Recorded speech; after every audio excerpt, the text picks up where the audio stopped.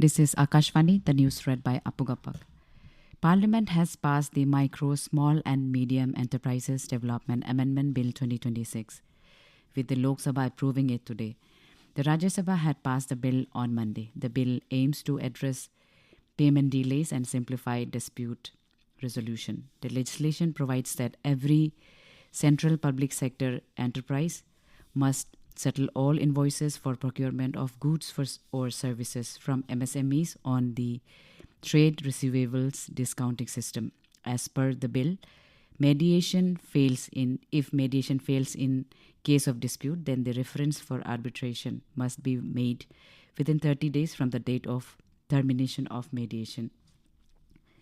Prime Minister Narendra Modi today met various members of parliament who have newly joined the NDA over breakfast at his residence. These include NCPI and Shiv Sena. Talking to reporters at parliament premises after the meeting, Shiv Sena MP Jyoti Savitri Nagnath Valmare said the Prime Minister expressed concern over repeated disruptions in Parliament. She said the Prime Minister observed that frequent disruptions prevent newly elected and talented MPs from putting forward their views in the House. Union Minister Sanjay Seth has said that the Jharkhand government had not taken adequate steps to address the students' concerns despite the prolonged agitation. Talking to the media at Parliament premises, Seth said Rahul Gandhi responded to the issue through a video message only after the students' protest had continued for over 2 weeks. BJP MP Nishikant Dubey also demanded a transparent inquiry into the alleged irregularities in recruitment conducted by the JPSC and the JSSC.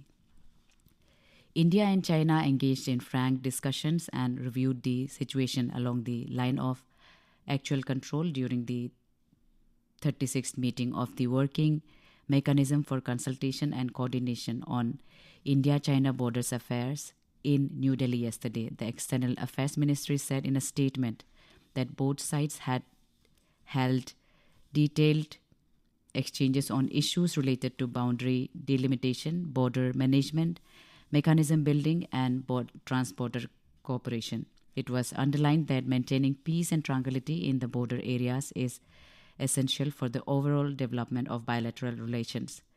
The Indian side reiterated the need for early convening of the next meeting of the expert-level mechanism on trans-border rivers and emphasized the importance of sharing technical details on upstream projects.